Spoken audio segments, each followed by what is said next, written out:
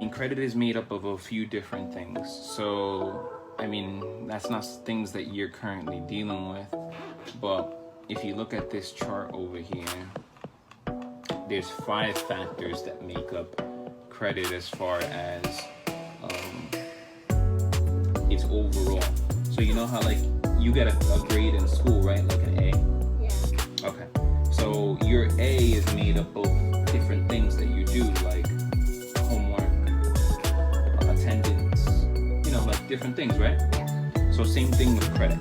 Credit has a thing that's called payment history, and that takes up 35% of your whole score. So your score can be anywhere from 350 to 850. And in order to figure out that whole score, they give you a report card basically on everything that you've done as far as your finances. So payment history is worth 35%. Now think of it like this.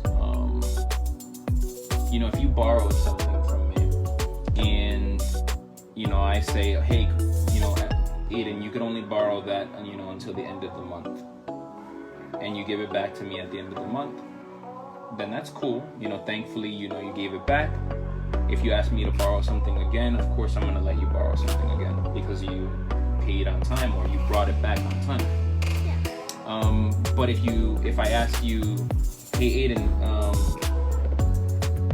you know, I really need this shirt back, and you don't give it back to me next week when I wanted you to, you think I'm going to let you borrow another shirt? Probably not.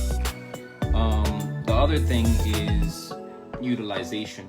So utilization is like how much of something you're using. So with credit cards, they give you limits where it's, you know, $1,000 might be your limit. And if you're using the full 1,000, you're using 100%. So when and if you do finally get a credit card, you want to make sure that you use less of that particular amount, because what it does is it kind of just shows that you're using too much.